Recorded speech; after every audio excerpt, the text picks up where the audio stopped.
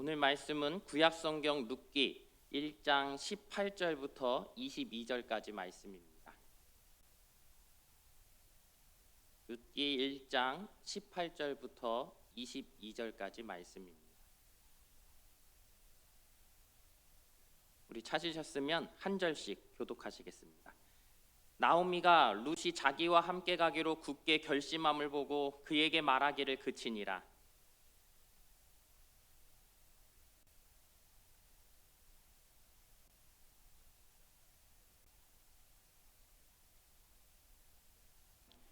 나오미가 그들에게 이르되 나를 나오미라 부르지 말고 나를 마라라 부르라. 이는 전능자가 나를 심히 괴롭게 하였음이니라.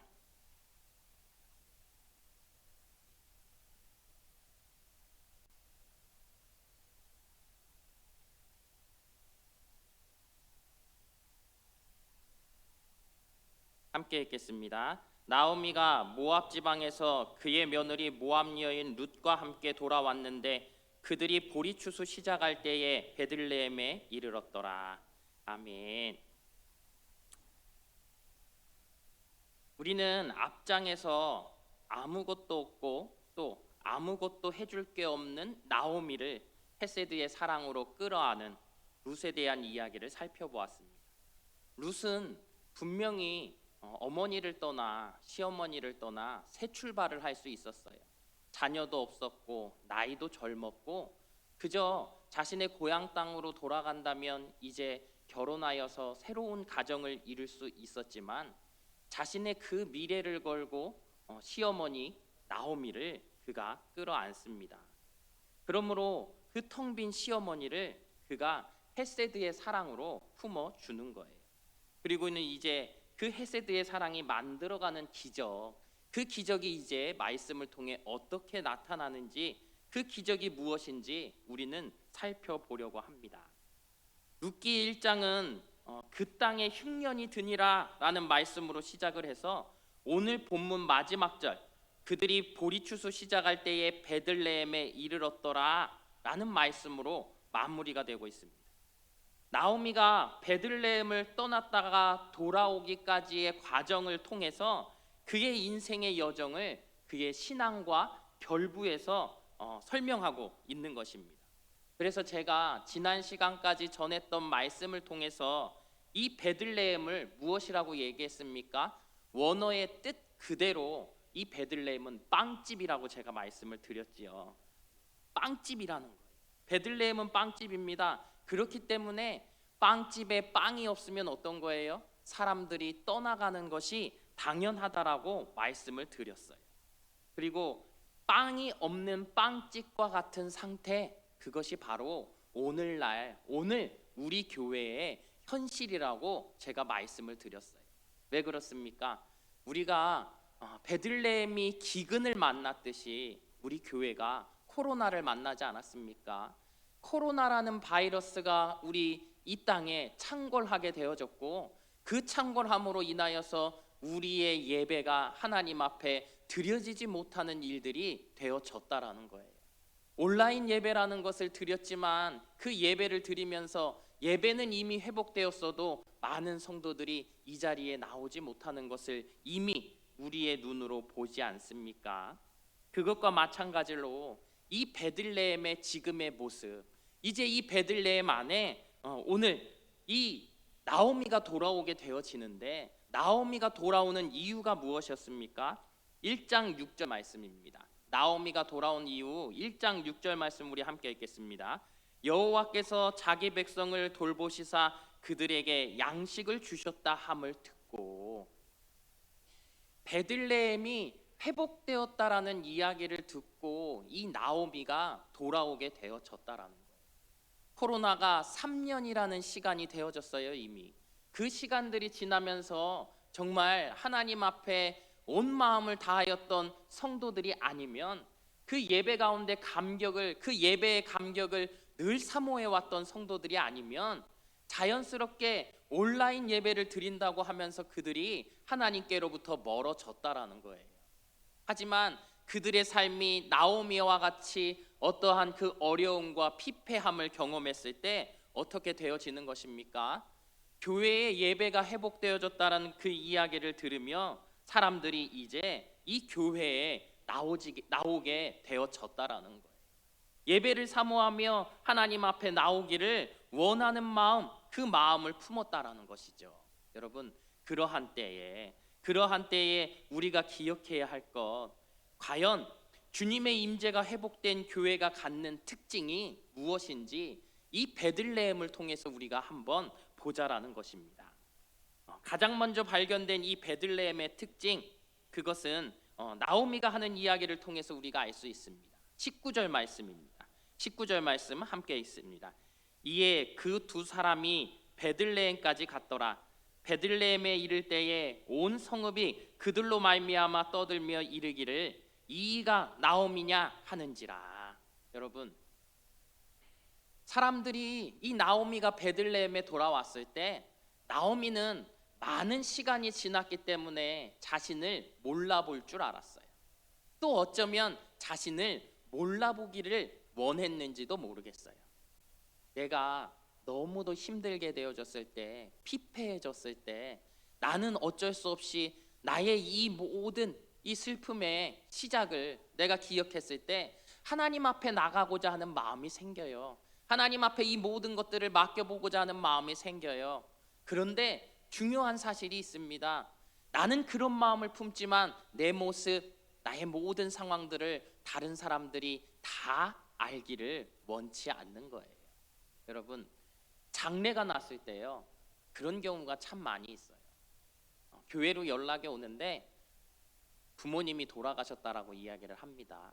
그런데 원하는 건 무엇이냐면 목사님만 오셔서 예배를, 장례를 주관해 줬으면 좋겠다라는 거예요.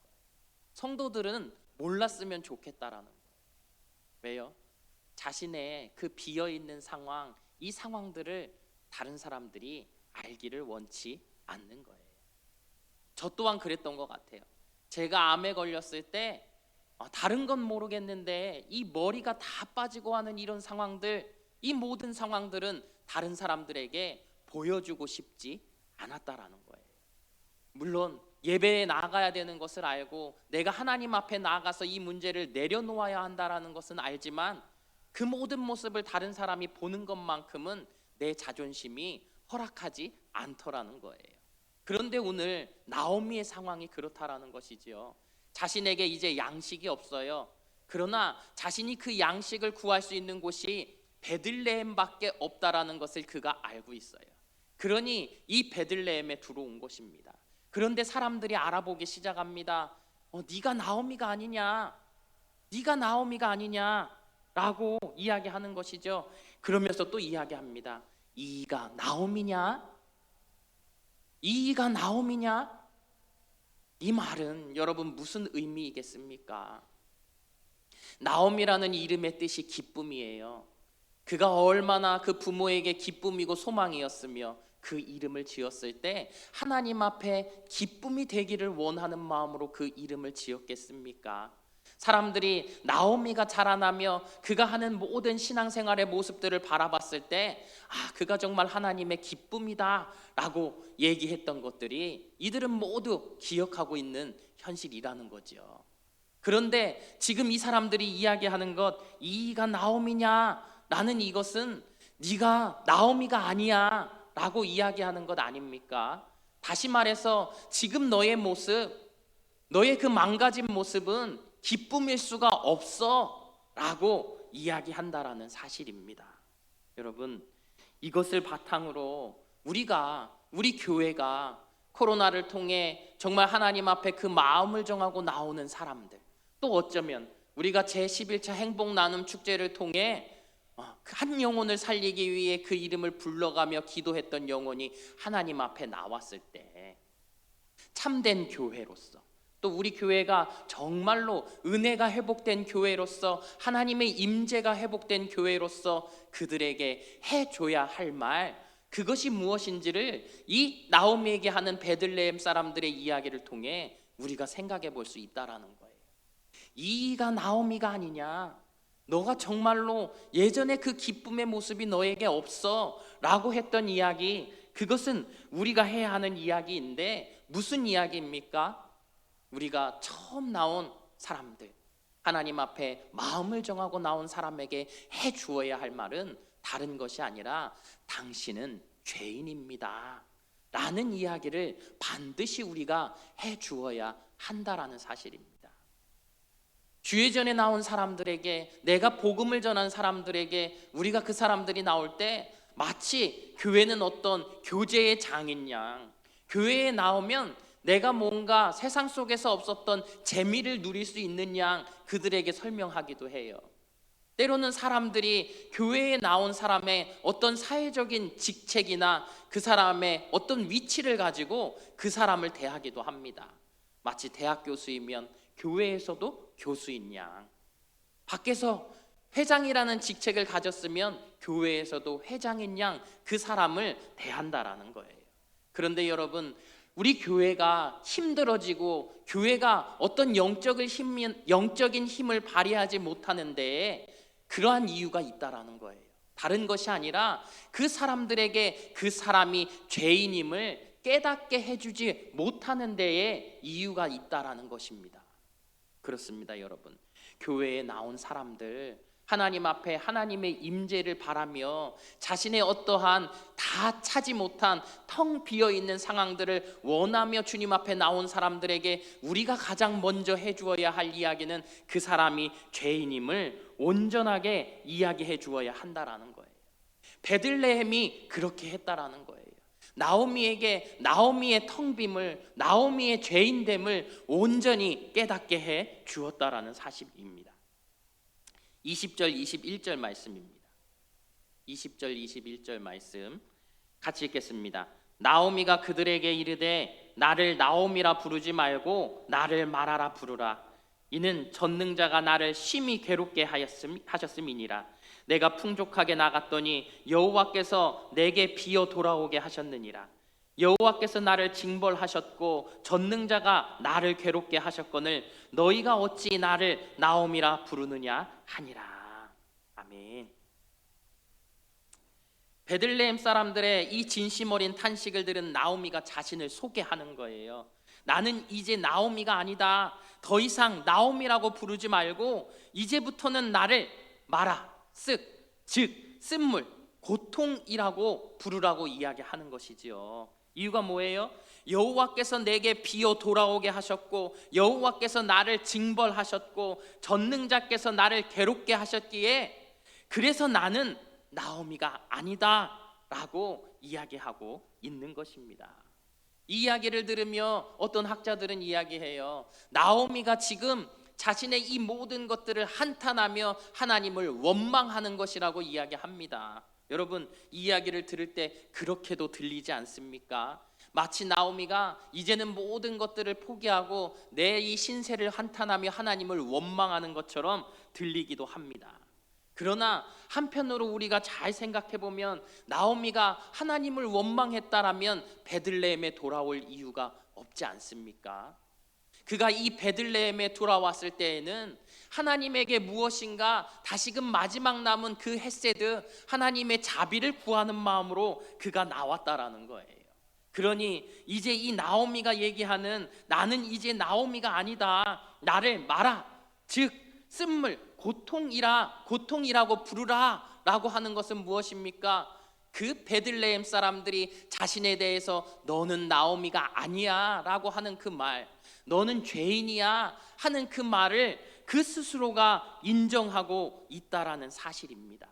여러분, 우리가 하나님 앞에 나아갈 때에 가장 중요한 것, 내 믿음의 시작점, 그것은 다른 것이 아니라 나 스스로가 나는 죄인이라는 고백이 하나님 앞에 있어져야 한다는 사실입니다. 나오미가 그렇게 자신을 정말로 나는 빈 사람이고 나는 정말 죄인 된 사람이라고 그렇게 고백하는 것, 여기서부터 이제 나오미는 다시금 그 믿음을 세워 나갈 수 있었던 것입니다. 여러분, 그러니 어떻습니까? 우리 교회가 정말로 한 영혼을 구원하기 위해 그 영혼을 주님 앞에 초청했다면 우리가 해야 하는 것은 그 영혼이 나 자신이 죄인임을 인정할 수 있도록 그에게 참된 복음을 증거하는 일이어야 할 것입니다. 나 또한 여러분 내가 어려운 상황 가운데 놓여져 있습니까? 힘들고 아픈 상황 가운데 놓여져 있습니까? 내 힘으로 무엇인가 할 수 없는 상황 가운데 놓여져 있습니까? 그때에 우리들은 하나님 앞에 먼저 나아가 기도해야 할 것입니다. 내가 나오미가 아니라고, 나는 죄인이라고, 나는 마라라고 하나님 앞에 고백할 수 있어야 하는 것입니다. 여러분, 조금 더 우리가 깊이 들어가 보면 이 본문에 나오는 자신을 마라라고 부르라고 한 이야기, 이 이야기, 여러분 마라가 어디에서 나옵니까? 출애굽기 15장 23절에 보면 이 마라에 대한 이야기가 나오지 않습니까? 모세가 이스라엘 백성을 데리고 한 지역의 샘물을 이제 먹게 되어지는데 그 샘물들을 먹일 때에 이 물이 쓴물이었던 거예요. 그렇지요. 이 쓴맛이 나는 물, 이 마실 수 없는 물을 하나님께서 모세를 통해 샘물이 되게 하셨다라는 것이지요. 이 쓴물을 우리가 무엇이라고 했습니까? 마라의 뜻, 아까 이야기한 대로 고통과 씀을 의미한다라는 것이에요. 그런데 이 말의 어원이 무엇과 같은지 아십니까? 여러분들이 아는 대로 모세의 누이 미리암의 이름과 같다라는 거예요. 미리암. 그런데 이것이 다시 아람어로 바꾸면 미리암이 바로 여러분들이 그렇게 많이 듣는 이름 마리아라는 사실이에요. 마리아. 여러분, 그렇다면 마라와 마리아가 같은 의미를 품고 있다는 것이지요. 마태복음 27장 54절부터 26절까지 말씀을 봅니다. 마태복음 27장 54절부터 56절까지 말씀 함께 읽겠습니다. 백부장과 및 함께 예수를 지키던 자들이 지진과 그 일어난 일들을 보고 심히 두려워하여 이르되 이는 진실로 하나님의 아들이었도다 하더라.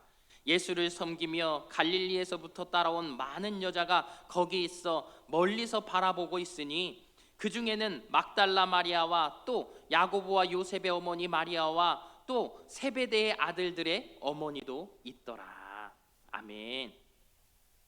예수께서 십자가에서 돌아가시는 그 장면이지요. 그런데 그 옆에 있는 많은 여인들이 있었어요. 그런데 이 여인들의 이름이 뭐라고요? 막달라 마리아, 야고보와 요셉의 어머니 마리아. 수많은 여인들이 있는데 왜 기록된 이름은 다 마리아일 뿐일까요? 또 예수의 어머니의 이름이 마리아인 것, 그것은 정말로 우연일까 하는 것이지요. 마리아의 뜻이 뭐라 그랬어요? 고통. 자신이 고통이라는 것, 자기 인생이 쓴물이라는 것을 아는 자라야 바로 십자가에 달린 예수님께서 이 쓴물을 단물로 바꾸실 분이라는 것을 인정한다라는 그러한 메시지가 아니겠습니까?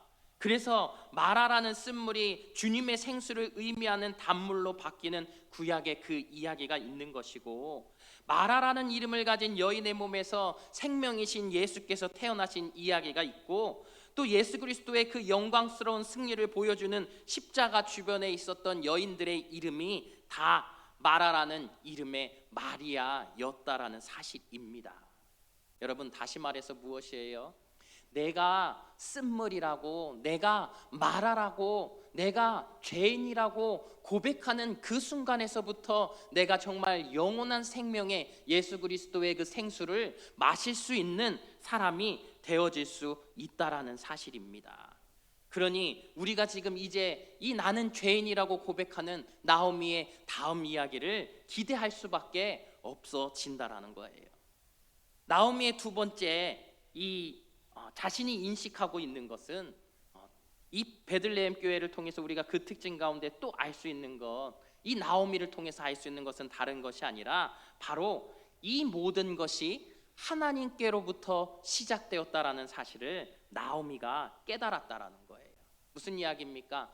자신이 지금 겪었던 모든 상황들, 베들레헴을 떠났고, 다시 말해 교회를 떠났고, 여러 가지 고난과 고통 가운데 그가 거했고, 그러며 자신은 어쩔 수 없이 하나님 앞에 돌아오는, 교회를 다시금 돌아올 수밖에 없었던 이 모든 상황 가운데 하나님이 있었다라는 것을 스스로가 인정하게 되어졌다라는 거예요. 그래서 나오미가 하는 이야기를 듣습니다. 나는 능력의 하나님께 맞서서 이렇게 찢어졌습니다. 내가 이렇게 텅 비었습니다 라고 이 자신의 고통의 출처를 하나님이라고 고백하는 나오미의 고백을 우리가 들을 수 있다라는 것입니다.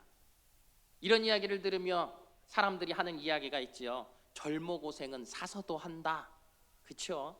그래, 나오미가 그렇게 고생을 했으니 그에게 이제 그 믿음 가운데, 신앙 가운데 얻는 게 있을 거야 라고 이야기할지도 몰라요. 그런데 여러분, 나오미가 벌써 다 늙어버렸다라는 거예요. 그러니 요즘 사람들도 하는 얘기가 있어요. 무슨 이야기입니까? 젊어서 고생하면 골병 든다. 그런 이야기를 하는 거예요. 여러분, 고생이라는 게 그래요. 우리가 그것을 통해서 무엇인가를 얻는다고 이야기하지요. 수많은 사람들이 간증을 하는 이야기는 뭐예요? 고통에 대한 순간들, 힘들었던 순간들보다 내가 이 순간들을 통해서 하나님께서 나를 이렇게 세우셨고 내가 이렇게 하나님의 은혜를 입었습니다 하는 이야기를 하는 것 아닙니까? 그런데 가만 살펴보면 이 고난이라는 것이, 고통이라는 것이 그렇게 즐거운 것이 아니라는 거예요. 하지만 여러분, 고통을 대하는 사람의 태도에 따라서 이 고통은 우리에게 달라질 수 있다는 사실을 우리가 기억해야 합니다. 무엇입니까? 어떤 사람들은 이 고난을, 이 고통을 단순한 운명의 장난으로 생각해요. 또 어떤 사람들은 이 고난을 마귀의 장난이라고 이야기해요. 그러면 어때요? 조금은 내 속이 편안해질 수 있지요. 내가 운이 없었으니까. 하지만 여러분, 그 속에 우리는 성숙함이 없어요. 그것을 그저 하나의 나의 운명으로 생각한다고 하면 나는 거기서 얻을 것이 아무것도 없다라는 사실이에요. 그러면요, 이 고난을, 이 고통을 우리는 어떻게 생각해야 하냐라는 거예요. 고난을 통해서 무언가를 배운 성도들은요, 다 특징이 있어요. 공통점이 있어요. 다른 것이 있어요. 그것은 무엇입니까? 이 고난 속에서 과연 내가 이 고난에 무슨 나의 죄가 있기에 내가 이럴 수밖에 없는가? 라는 생각을 해본다라는 거예요. 물론 정말 죄가 있을지 없을지는 몰라요. 하지만 내가 고난을 대면했을 때, 이 고난을 대면하며 이 속에서 내가 하나님 앞에 바르게 섰었는가, 나의 예배자로서의 모습을, 나의 그 삶을 되돌아본다면 여러분 어떻습니까? 나 스스로가 나의 그 죄된 모습 속에서 조금이라도 나의 그 죄됨이 있다면 나는 하나님 앞에 다시금 돌아설 수 있는 사람이 되어지는 거예요. 또한 어떻습니까? 나의 그 죄의 모습들을 내가 생각해 봤을 때 하나님 앞에 내가 정말로 이제는 바르게 섰다라는 생각을 하면 또 어떻게 됩니까? 이 고난을 통해 내가 생각하는 것이 있게 되지요. 무엇입니까? 이 고난을 통해 하나님께서는 나에게 무엇을 허락하실까? 라는 것을 내가 기대하게 되어진다라는 거예요. 다시금 하나님께서는 어떠한 섭리를 통해 나에게 무엇을 계획하실까? 내가 무엇을 깨닫기를 원하실까? 라는 그것을 우리가 기대하는 마음을 갖게 된다라는 사실입니다. 그럴 때 우리는 이 고난의 이유를 하나님 안에서 찾게 되는 것이고, 그럴 때 우리에게 특별한 복이 있어요. 어떤 복일까요? 하나님께서 행하실 회복을 구할 수 있다라는 사실입니다. 여러분, 저희 아들 둘이요, 다래끼에 너무 잘 걸렸었어요. 아니 왜 이렇게 애들이 다래끼에 걸리는지, 잘 안 씻어줘서 그런 건지 알 수 없는데, 한 번은 이 하담이가요, 다래끼가 이렇게 심하게 난 거예요. 그런데 아내가 자기는 무서우니까 저보고 하담이를 데리고 안과에 가보라고 합니다. 안과에 갔더니요, 이 선생님이 이 하담이의 눈을 보더니 이거 아기가 좀 어려서 걱정인데 큰 병원을 가보시겠어요? 말씀을 하시는 거예요. 그런데 큰 병원을 가도 뭐 그닥 다를 건 없는 것 같아요. 그래서 의사 선생님께 그냥 치료를 해달라고 했더니 의사 선생님이 그러면 이제 이 아이 눈을 째야 된다라는 거예요. 하담이가 그 나이도 어린 게 이 메스를 들이대면 어떻게 되겠습니까? 그러니까 의사 선생님이 저한테 얘기하는 거죠. 아버님이 아이를 꽉 잡아주셔야 돼요 라고 이야기합니다. 저는 정말 아이가 불쌍한 생각이 들지만 어쩔 수 없이 이 하담이를 꽉 끌어안았어요. 그리고 이 얼굴을 꽉 잡았어요. 흔들리지 않게 목을 정말 이렇게 걸고 얼굴이 움직이지 않게 간호사와 함께 꽉 잡았습니다. 아이가 놀라겠죠. 아빠가 왜 이러나? 그런 마음이 들었을 거예요. 그러더니 의사 선생님이 메스를 들고 눈으로 가까이 가죠.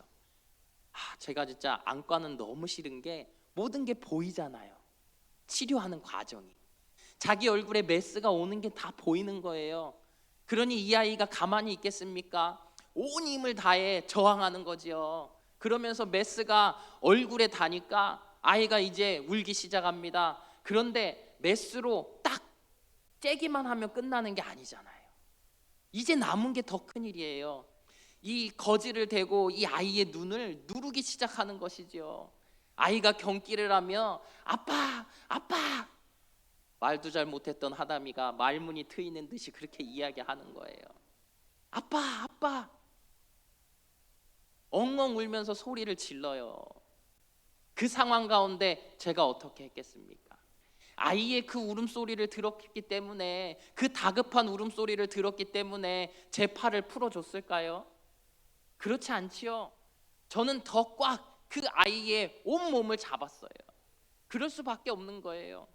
아이가 저의 그 힘을 이길 수 없으니까 모든 것을 감내하고 있지만 자신은 그 상황에서 벗어나고 싶은 마음이 얼마나 강했겠습니까? 하지만 의사 선생님이 그렇게 자신의 그 하담이의 눈에 있는 다래끼를 째는 것을 제가 제어하지 않지요. 왜 제어하지 않는 거예요? 지금 이 과정이 이 아이에게 필요하기 때문이죠. 그 고름을 짜내는 과정, 그 과정이 이 아이에게 필요하기 때문에 아비인 제가 그 과정을 허락할 수밖에 없는 거예요. 고름을 다 짜내고 하다미를 풀어줬어요. 그랬더니 이 아이가 어떻게 하겠습니까? 아빠를 꽉 끌어안았을까요? 아빠 품을 떠나더니 쳐다도 보지 않는 거예요. 손도 잡아주지 않아요. 돌아가야 하는데 외면하고 눈물만 흘리는 거예요. 눈이 빨개져 있어요. 이 아이가 다래끼가 가라앉고 모든 것이 정상적으로 됐을 때에는 제 마음을 알았겠지요. 그렇지 않습니까? 그게 아빠의 사랑이었음을 조금 더 크면 기억하게 되어질 거예요. 자, 훗날 호세아 선지자가 하나님을 떠난 이스라엘 백성들에게 이런 외침을 합니다. 호세아 6장 1절 말씀입니다. 호세아 6장 1절 말씀 함께 있습니다. 오라, 우리가 여호와께로 돌아가자. 여호와께서 우리를 찢으셨으나 도로 낫게 하실 것이요, 우리를 치셨으나 싸매어 주실 것임이라. 아멘. 호세아는 지금 우리가 여호와께 돌아가야 하는 이유를 말하면서 여호와께서 우리를 찢으셨고 우리를 치셨기 때문이라고 이야기합니다. 왜일까요? 우리의 고통과 아픔이 그분에게서 나왔다라는 것을 알아야 한다는 거예요. 그분이 우리를 도로 낫게 하실 분이라는 사실을 알아야 한다라는 거예요. 우리가 하나님께 회개하고 돌아갈 수 있는 이유 중 하나, 그것은 이 고난의 출처가 바로 하나님임을 깨달아야 하기 때문이라는 것이지요. 여러분, 나오미를 보십시오. 전능자가 나를 심히 괴롭게 하셨다, 2번이라 이야기합니다. 여호와께서 내게 비어 돌아오게 하셨다, 자신의 그 슬픈 마음을 한탄합니다. 토로하는 거지요. 그런데 지금 이렇게 말하는 나오미는 자신을 때리고 자기를 비우신 여호와 하나님을 심히 괴롭혔다고 말했던 그분을 향해 어떻게 하고 있는 거예요? 다가가고 있는 것이지요. 자신을 그렇게 괴롭혔다라고 말하는 그 하나님을 향해서 뚜벅뚜벅 걸어가고 있다라는 거예요. 여러분, 우리가 기억해야 될 사실이 바로 이것입니다. 아이가 잘못했을 때 아이를 우리가 매로 다스립니다. 그 아이가 잘못했기 때문에 아비의 마음으로 그 아이를 훈계하는 것이지요. 채찍질하는 거예요. 그러나 그 채찍질을 통해서 아이가 자신의 잘못을 깨달았을 때 어떻게 하는 거예요? 아빠, 제가 잘못했어요. 아빠, 제가 잘못했어요. 그러면 어떻습니까? 아이가 그 잘못을 뉘우쳤을 때 우리의 손은 멈춰지게 되는 것 아닙니까? 아이가 그 잘못을 깨달으며 나에게 와서 안길 때 나는 그 아이의 모든 잘못을 잊고 그 아이를 따뜻하게 안아주는 것 아니냐는 거예요. 왜 그래요? 그 아이가 이 일을 통해서, 이 채찍질을 통해서, 이 사건을 통해서 자신의 잘못을 뉘우쳤기 때문에 더 이상 이 아이에게 가르칠 것이 없다라는 것이지요. 그러니 이 아이에게 모든 것을 가르쳐 주었고, 이 아이는 모든 것을 배웠기 때문에 이제는 그에게 그 채찍질을 그치게 되어진다라는 거예요. 그러니 여러분, 나오미의 마라라는 고백, 이 고백은 자신의 죄를 뉘우치는 것이고, 자신이 지금까지 하였던 모든 것에 대해서 하나님 앞에 나의 잘못을 고백하는 것이지요. 그리고 이제는 하나님 앞에 정말로 그 헤세드, 하나님의 자비와 긍휼을 구하는 것이지요. 그렇게 하나님 앞에 나아갔다라는 사실입니다. 22절 말씀입니다. 우리 22절 말씀 함께 읽겠습니다. 나오미가 모압 지방에서 그의 며느리 모압 여인 룻과 함께 돌아왔는데 그들이 보리 추수 시작할 때에 베들레헴에 이르렀더라. 여러분, 다음 이야기를 기대하게 하는 대목이 바로 이것이에요. 무엇입니까? 그들이 베들레헴에 돌아왔는데 이제 이 베들레헴에 보리를 추수할 때가 되어졌다라는 사실입니다. 다시 말해서 이 베들레헴의 빵이 가장 풍성할 때라는 사실이지요. 다시 말해서 우리 교회 안에 가장 은혜가 충만한 때, 이제는 모든 것들이 회복되었다라고 생각하는 그때에 하나님 앞에 텅 빈 자들, 가난한 자들, 영적으로 피폐한 자들, 무엇인가 자신의 삶에 곤고함을 가진 자들이 하나님 앞에 돌아온다라는 사실입니다. 여러분, 보리를 추수할 때는 바로 유월절이잖아요. 그렇지 않습니까? 유월절 하면 우리가 또 생각나는 게 있지요. 신약에서는 예수님께서 그 유월절에 우리의 모든 죄를 지고 유월절에 어린 양으로서 이 땅에 오시지 않았습니까? 우리를 위해 십자가에 달려 돌아가시지 않았습니까? 내가 나오미가 아니라고 이야기하며 내가 죄인이라고 고백하며 그 예수님 앞에 나아갔을 때 예수님께서 우리들을 구원하여 주시는 그 놀라운 역사를 우리에게 허락하여 주시지 않았습니까? 그러니 이제 우리가 기대해야 하는 거예요. 나에게 힘들고 어려운 모든 상황들을 가지고 나온 우리 모든 성도님들, 또 힘들고 어려운 상황들을 알고 있는 이들이 있어 그들의 이름을 불러가며 하나님 앞에 나온 여러분들, 그들을 위해 기도할 때 우리가 생각해야 할 것 다른 것이 아닙니다. 이제 내가 죄인이라고 인정하며 주님 앞에 나오면 주님께서 이제 우리에게 주의 은혜를 더하여 주실 거예요. 빵이 풍성하여 주신 것과 같이 내 인생의 모든 것들을 회복해 하여 주실 것입니다. 그 은혜를 사모하며 우리 인생 가운데 온전히 승리하시는 성도님들 되시길 주님의 이름으로 축복합니다. 기도하겠습니다. 거룩하신 나의 하나님, 오늘도 말씀을 통해 나오미가 자신의 그 텅 빔을, 자신의 죄인됨을 고백함을 우리가 바라봅니다. 아버지 나의 하나님, 혹 우리들 또한 그저 우리의 신앙생활이라는 것이 매일의 삶과 같이 흘러가는 대로 흘러가고 있지는 않습니까? 아버지 나의 하나님, 나의 신앙을 점검해 보게 하여 주시옵소서. 이제는 우리 안에 주의 은혜가 회복되어지고 하나님의 임재가 회복되어지기를 원합니다. 그러한 때에 나 스스로가 내 삶을 돌아보게 하여 주시고, 혹 내가 고통 가운데 놓여져 있습니까? 내가 고난 가운데 주의 연단을 받고 있습니까? 내가 주님 앞에 죄진 것이 있는지 나를 돌아보게 하여 주시고, 그 일들을 통하여서 우리의 믿음이 한 단계 성숙되어져 갈 수 있도록 인도하여 주시며, 이 고난을 통하여 역사하여 주실 하나님의 그 헤세드의 은혜를 사모하며 나아갈 수 있는 우리 모든 성도들이 될 수 있도록 축복하여 주시옵소서. 더불어 하나님, 혹여나 주님의 그 헤세드를 바라고 있는 또한 세상의 사람들이 있습니까? 아버지 하나님, 우리가 제11차 행복 나눔 축제를 통하여 그들의 그 영혼을 주께로 향하여 부르게 하여 주시고, 그들에게도 우리와 더불어 한량없는 주의 은혜로 채워 주시옵소서. 오늘도 주의 자비를 구하는 우리 모든 성도들 위해 함께 하실 주님의 은혜를 사모하며 예수님 이름으로 기도합니다. 아멘.